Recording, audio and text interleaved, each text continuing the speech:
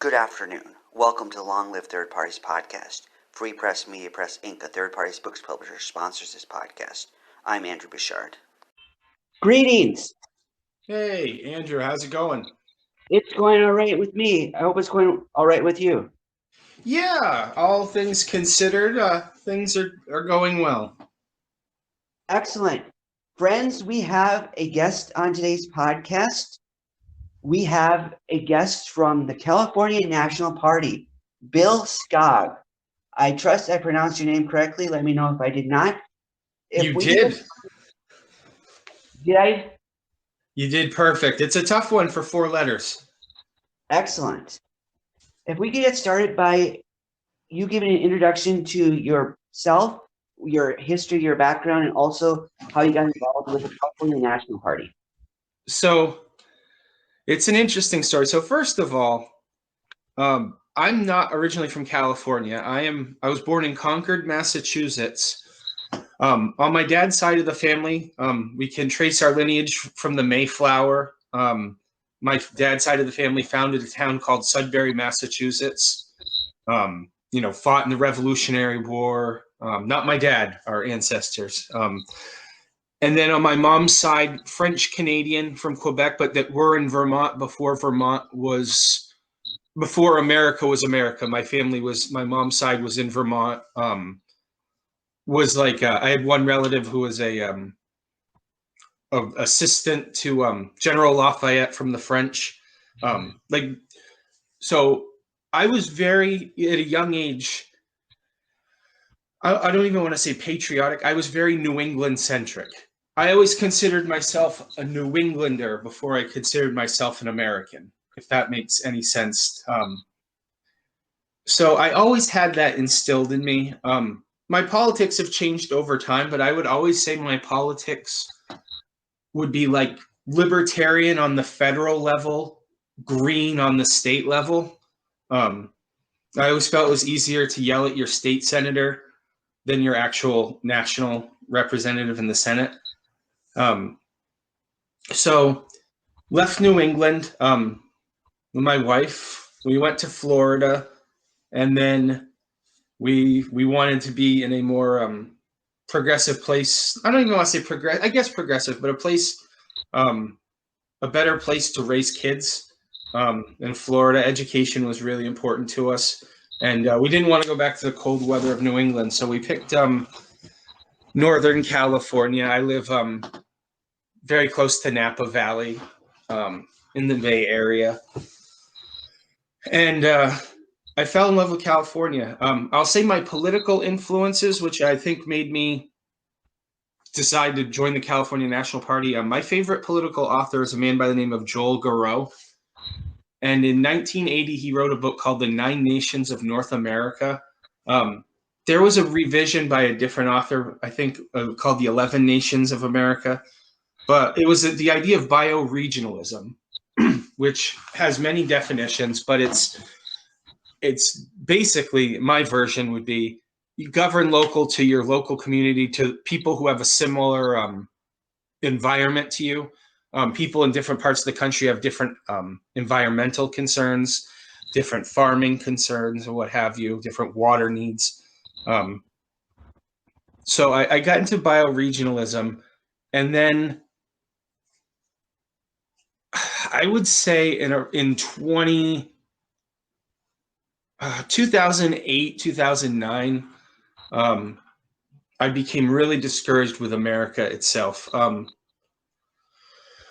Not that I was the biggest fan of Obama, but just the fact that seeing how the Republicans were not going to work with him on anything. I guess you could even say it goes back to even to 1992 with Newt Gingrich. But I just saw the polarization of America. I've seen recently learning, about gerrymandered districts and the fact that the only person who's going to beat you for your congressional seat is a person farther to the left or to the right of you. And just over time, just how far right the right has become and how far to the right the left has gone is really discouraging. And the two-party system itself, the fact that I'll tell you this. I'll give it another example. Like in 2016, I supported Gary Johnson. Did not hit all of my, wants as a president, but like for me, a compromise of someone who wants to end forever wars and wanted to end crony capitalism, for me, that was enough over Donald Trump or Hillary Clinton. I thought him and Bill Weld were two former Republican governors from really blue states, Massachusetts and New Mexico, and they won their state reelection by an even wider margin. I thought that was a really good compromise for America, between a choice between Clinton and Trump, and they got less than 5% of the vote, and that really discouraged me. So I joined the California National Party in 2016, late 2016, early 2017, and then I did leave the party for a little bit. I guess I technically left so I could vote Democratic in the presidential primaries, but I was one of the first few volunteers for Andrew Yang's presidential campaign. I thought either he or Tulsi Gabbard would have been able to unify the left and right in this party to maybe move it in a positive direction. But neither of them did particularly well and got very little traction. So I am back in the California National Party, and I've decided to really focus my issues on state issues. And so that's that. That's my 5-minute story. Excellent. So now that you came into the California National Party, would you kindly describe the views of the California National Party to our audience out there? I'm gonna say progressive with a twinge. I'll say this: anything that like the Libertarian Party and Green Party agree on is something that probably is going to be in the California National Party stance. I would say our two big issues that we've had is we support changing the welfare system to a UBI plus a negative income tax. Our system would be $500 a month, and then your negative income tax would be anything below. If you make anything less than $40,000, the difference between that divided by 2. So say you were a stay-at-home parent like I am. I have a son with special needs that I stay at home with. I would get half of $40,000, which is $20,000, plus the $6,000 from UBI. So I would have a base salary in California of $26,000. So that's a big policy. And then, if you make minimum wage and say you make $25,000 a year, or say you make $30,000, you would take 30 from the 40, divide that by 2. You would get an extra $5,000 a year plus the extra $6,000 UBI. So it's a UBI system that it definitely and with negative income tax, it definitely incentivizes working, but it gives everyone a real solid base floor. The other thing we run on, a big issue for us, is Medi-Cal for all.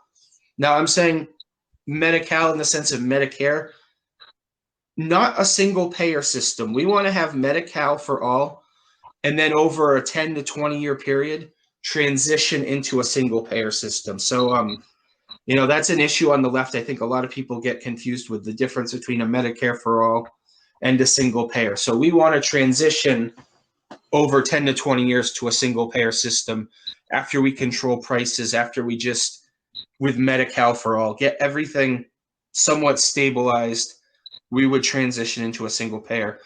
The other issue that we are pretty big on is we want to create a jobs program for water desalination plants, a massive amount to help with our water situation, because in California we do have droughts, we do have climate change has caused droughts, we have tons of fires. In fact, during COVID we had a fire, the big one that happened, it was 2 miles from my house, so we had to pack our family and we went and I went to New Hampshire and Vermont, and we were with family for a few weeks. So yeah, water desalination, a California bank. So, people wouldn't have to get predatory loans at places. It would be like a large credit union that would give out loans to California small businesses. Besides that, I mean, all the check marks, obviously, I would say we're pro science, we're pro civil liberties. We're very much against racism. So a lot of like just you would have if people for watching or listening, if you want to compare it to the Democratic candidates, I would say we're in between. We're to the left of Andrew Yang and slightly to the right of Bernie Sanders. If that makes sense, I would say like I would say the one issue that we're kind of, I don't even want to say to the right, but moderate on is guns. We think that because California is so large and the counties themselves, some of them are as big as states or have the populations of states. I mean, if you think Los Angeles County has more of a population than I think over half the states in the United States. So our gun policy, we would want it to be based town by town, county by county. I guess some of the other policies that are super important. We, very pro-environment, very much against, like, we want to keep our forests and preserve them. If our goal with California independence, to give land to natives, just indigenous land that is sovereign to them. So yeah, left. I suppose left, but not socialist. Interesting. Actually, on Ralph Nader's podcast, he was talking about why he doesn't identify as socialist and he identifies as progressive, which brings me to our next question. How do you define progressive if you're not versus socialist, since you say you're not socialist? I always think that any successful country is going to be a hybrid of things that are socialized and things that have a free market. I mean, everyone, a lot of the socialists that I talk to on Twitter or various places, they always say, oh, we want to be like Denmark. And I tell them, well, Denmark has a value-added tax. Denmark has a private sector. So, I mean, that's socializing. You can be a progressive and still think that we need to socialize more things than we have now. Like, I think, socialization, just the gathering of resources, pooling resources, that should be done for healthcare. It should be done for our education, which it is for the most part now. I mean, a big one for us in the California National Party is where I would say we're closer to socialist, is of resources. Everyone should have access to the minerals and water in the state. It should not be a few landowners.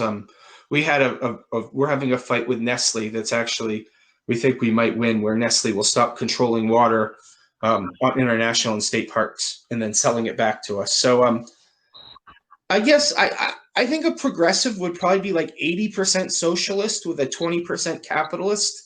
Would be the simplest way I would probably describe it. I know socialists who think professional sports teams should be socialized. I don't think that's necessary. But yeah, healthcare. I sure think everyone in this country has the right to equal access to healthcare.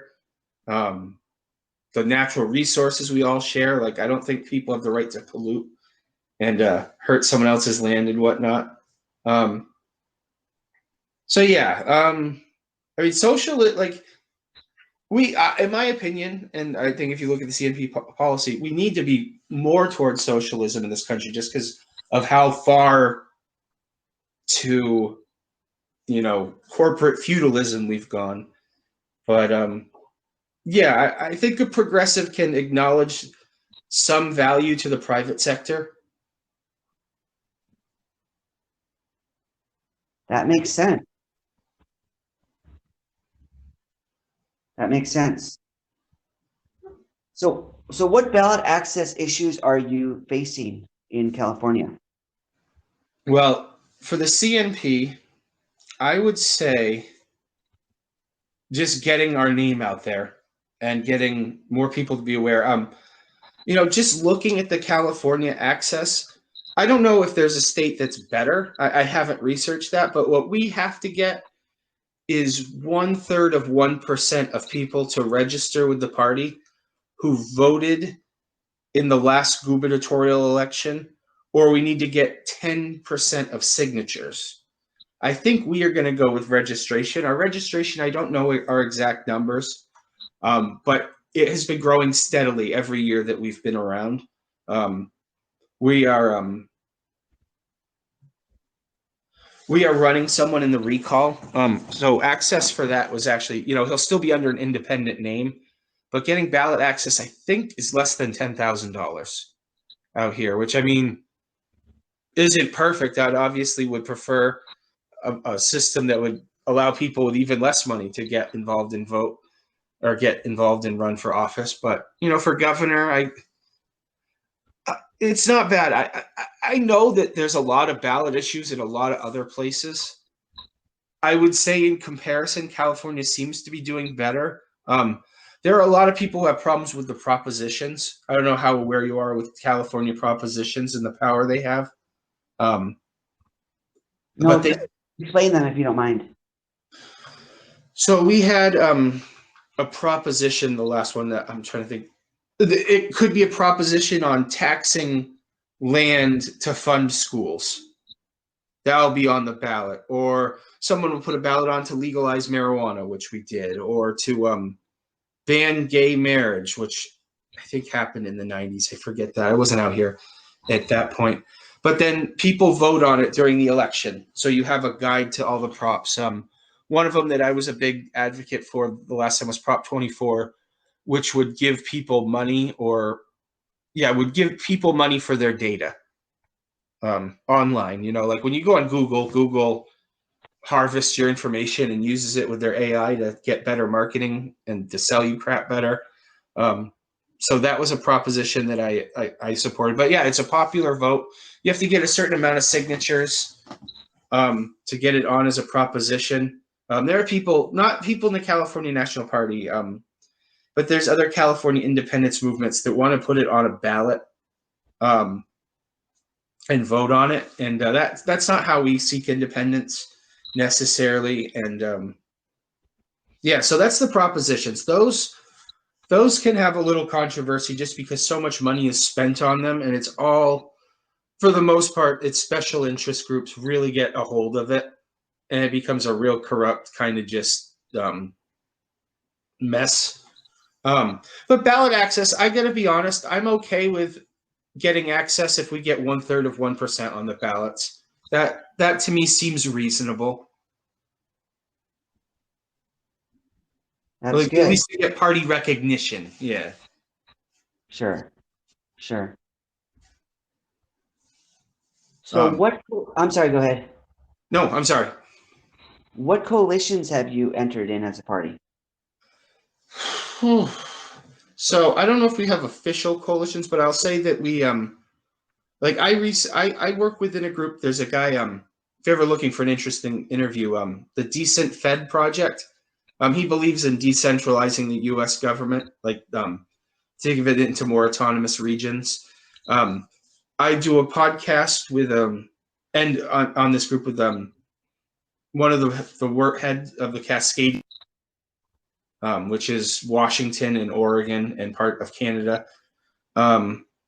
We have coalitions with the New England Independence Movement, the Minnesota Independence Movement.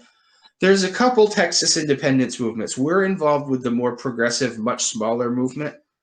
So I would say those are the main ones. There's some others in the California independence movement, very few that we work with, just because, in all honesty, our priority, we're very similar to, and the other group that we have an affiliation with is the Scottish National Party, which has been a party for years in Scotland, for decades. And they, we kind of base our model around them. We're starting to run local candidates, and we have our sound policy. So we want people to eventually look to us, even if they don't support the independence movement, when they go and look, oh my gosh, we love their UBI policy. We love their Medi-Cal for all policy. We love their water desalination policy or our mass transit policy.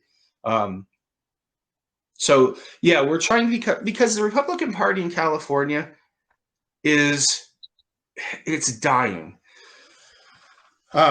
What used to be a Republican are making the Democrats more conservative.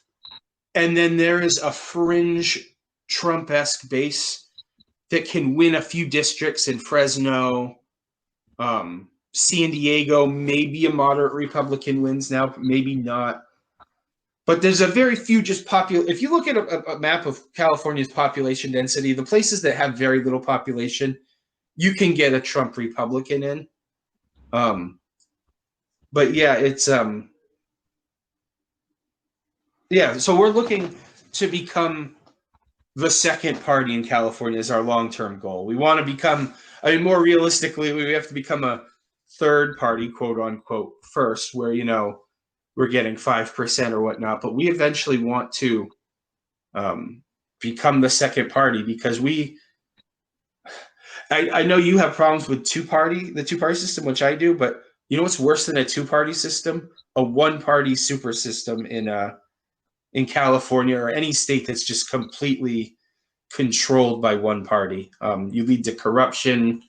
It leads to just the lack of ideas flowing through, and you don't get good candidates. So, yeah, that is. I think if there's, I'll say one other coalition. We work a lot with the people who used to work in the Yang campaign. Just because we're, you know, they're a UBI centric group and we're UBI centric. So we help them. We're working on a project. There's a town in Sonoma called Garreau, and someone's trying to log several acres of redwood trees. And we're trying to help with the Garreau Forest Coalition to stop that from happening. So earlier you mentioned a book called 9 Nations of America. I wanted to ask you about any other book recommendations you have. I'll go with the Joel Garreau. I'll give you two more, and then I got a few more other than that. He wrote another book called Edge City, which is about mega regions. You know, like if you take Boston, New York, and Philly, it's really one large connected city, where he focuses on these edge cities, he calls them, that have more retail space than more commercial space than residential. These cities just kind of sprawled up in between other cities. And the other one he wrote was called Radical Evolution, where he talks about, he calls the GRIN technologies: genetics, robotics, information, and nanotechnology, and how they're going to affect the future. I think automation is a very important. It's been a very important issue to me. So I'd even suggest Andrew Yang's The War on Normal People, which is a book really where he gives a lot of good statistics about automation. Even if you don't support UBI or his solutions to automation, I think his assessment in the book is rather staggering. And let's see, is there another book that I've read? Oh, I can't remember. And it's an old one, but I like Milton Freidman, which I know is blasphemous for people on the left to hear or even say. But I get a lot out of Milton Freidman, anything Milton Freidman, especially his like 1980s stuff. Sounds good. I plan to include that all in the show notes. Excellent. Thank you. Sure thing.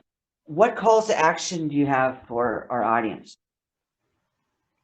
Well, if you're in California, check out our candidate for governor, Michael Lopes. He is a professor. I think he teaches history and American politics at San Francisco State University. So if you Google Michael Lopes, Loebs, he's running for governor. And I would love to say we're going to win, but this is more of a way to get attention, raise funds, raise awareness, and really to teach us how to run campaigns. So when we start running people for school boards, for council positions, will be successful. That's another thing I love about our party.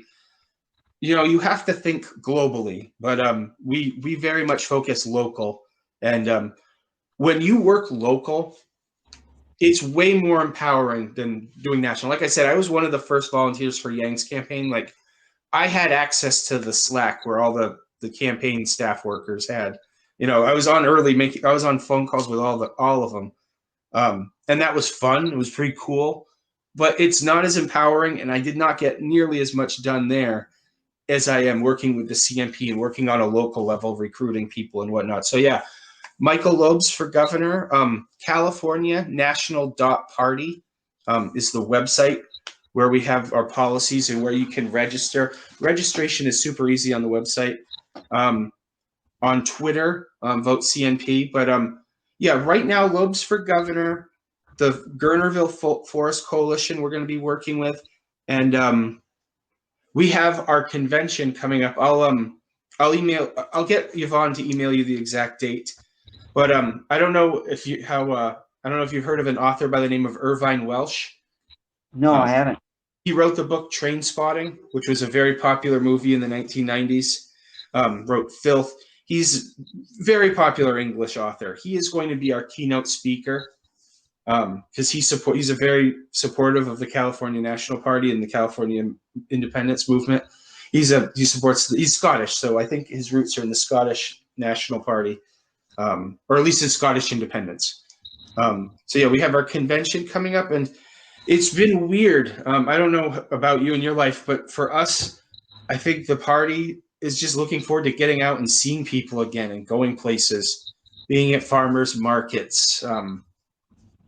And I'll give a shameless plug to the podcast I do. Not nearly as good as yours, I can tell.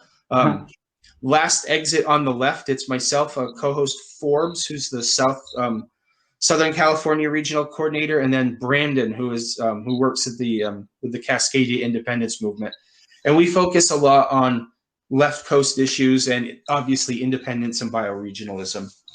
Yeah, so those are places you can find me or what I'm all about. I got a link to your podcast on YouTube. That's where you want people to go, right, for your podcast? Yes. Okay. All right. I can plan to include that in the show notes as well. So you were saying that you want people to go to your website and click the register link. Is that how they join your party? Yeah, it's set up with a link. California is very good with their online California. I forget the government link, but they're very good at letting you switch parties. It's super easy. And we have the link there, so you can go from there. And I'll even say, we were talking about like outreach or going out. This is not just for the California National Party, although we're focusing on it. I think progressives in general, and this isn't even like do the right thing. I think even just a campaign strategy, I think have neglected rural areas a lot and have focused too much on city and suburban. And I know that's one thing, especially because the region that I coordinate is from Monterey to all the way up to the Oregon border, which is a lot of just rural, beautiful country. And I think it's important for progressives, independents, and third parties. That's where we should be reaching out, is these rural areas that have been totally screwed over by both Republicans and Democrats, where it's easy to get a delegate. Our goal with Michael Lopes running, we want to find that rural county where the message resonates, and for him to get 5% there, which when someone looks at a map and they see that huge portion of California and a California National Party person with 5% or 2%, whatever percent it is, it doesn't correlate that's not a lot of people. So like a third party for us with a few thousand votes, we could make lots of waves in a rural county in California. So that's our plan, and I hope progressives and third party people, because at the end of the day, I would say the vast majority of worst third parties are still better than one of the other two parties. That's how we succeed, and when a third party succeeds, it helps all the other third parties. But it's when we reach rural areas and start building momentum there, then I think the cities and the suburbs fall into place. But Yeah, I appreciate you having me on, and I definitely appreciate what you do, because we're definitely the California National Party. We are all about third parties. Excellent. We also appreciate you coming on to our podcast. Yeah, anytime. And in fact, we'll probably have to return the favor and have you come on ours one of these days. That would be very interesting. I was watching part of it today, the one you had about communal living. Ah, yeah, that was that guy's a real interesting guy. That's Reverend Bill Beardsley. I don't think he's no longer a reverend, but he married my wife and I. But he was Bernie Sanders' opening act in New Hampshire in 2020. Like, he was the guy who would give the speech, and then Bernie Sanders comes out and gives him a hug. You know, that speaker. Yeah, he was that guy. My. Yeah, he's one of the more powerful progressives in New Hampshire. Which, being from New Hampshire, I'll say that's another thing maybe that I was naive about. Like, I didn't realize that other states don't get the attention from candidates that New Hampshire gets. Like, I did not realize that presidential candidates don't knock on your door. It was very naive. Like, I just remember my neighbor in 1990, 92, 91, I went and got sugar from my neighbor, and Hillary Clinton was there. Oh my. Advocating for her husband to my neighbor, who was a progressive reverend in New England, a different person. And I just remember, like, oh, yeah, that doesn't happen for everybody else. Oh, yeah, by the way, that was one of my favorite podcasts I did. So thank you for checking it out. And yeah, thank you for having me on. Excellent. We wish you the best of luck, and may you achieve your goals and your dreams. All right. And out of curiosity, what state are we talking to you from? Another big state, Texas. Oh my goodness, the stars at night are big and bright, deep in the heart of Texas. I'll have to never been, but I'll if I ever go, I'll give you a call. Excellent. I'm in Austin. Ah, you're in Austin. That's where everybody is now. Yep, it's going very quickly. Well, I'm in a city called Fairfield, where if you ever eat a Jelly Belly, think of me. Oh, that's the factory there? Jelly Belly factory. We have a Travis Air Force Base, and it's funny. I live Fairfield. I live 5 minutes from Highway 80, and then 5 minutes from a wine country. It's a very interesting place. Sounds excellent. Thanks again. Thanks again, and all the best. All the best. Take it easy. Bye now.